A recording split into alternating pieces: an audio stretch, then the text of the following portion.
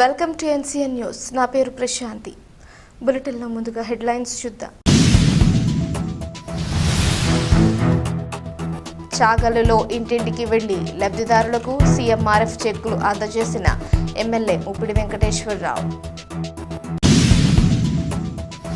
తూర్పుగోదావరి జిల్లా చాగల్లు మండలం చాగల్లు గ్రామంలో ముఖ్యమంత్రి సహాయ నిధి ద్వారా మంజూరైన ఆర్థిక సహాయ చెక్కులను కొవ్వూరు ఎమ్మెల్యే ముప్పిడి వెంకటేశ్వరరావు స్థానిక నాయకులతో కలిసి లబ్ధిదారులకు వారి ఇళ్ల వద్దకు వెళ్లి అందజేశారు. ఈ సందర్భంగా కొటారి జ్ఞాన సరస్వతికి 2,87,430 రూపాయలు, మైలవరపు దేవికి 42,644 రూపాయలు విలువైన ఆర్థిక సహాయ చెక్కులను అందించారు. ఈ ఆర్థిక సహాయం వైద్య చికిత్సతో పాటు అత్యవసర కుటుంబ అవసరాలకు ఎంతో ఉపయోగపడుతుందని ఎమ్మెల్యే ముప్పిడి వెంకటేశ్వరరావు అన్నారు. ప్రజలు కష్టకాలంలో ఉన్నప్పుడు ప్రభుత్వం అండగా నిలుస్తూ ముఖ్యమంత్రి సహాయ నిధి ద్వారా సకాలంలో సహాయం అందిస్తోందన్నారు.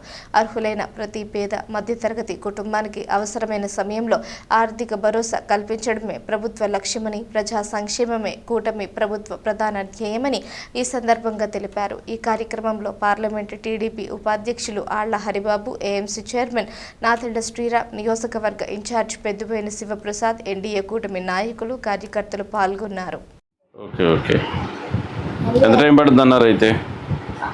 అంతా చెప్పడం అయితే 1 month లో తగ్గుతుంది అన్నారు సార్. కానీ ఏమైందంటే ఇంటికి వచ్చాక ఈవినింగ్స్ అయిపోయింది. కొంచెం అది మళ్ళీ ఓపెన్ అయిపోవడం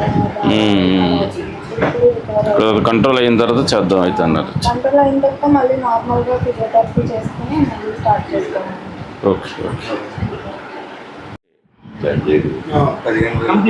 మనం దానికి నామ్స్ ఏంటనమ్మా, మీకు నాకు తెలిసి అయితే ఎలిజిబిలిటీ ఉంటుంది.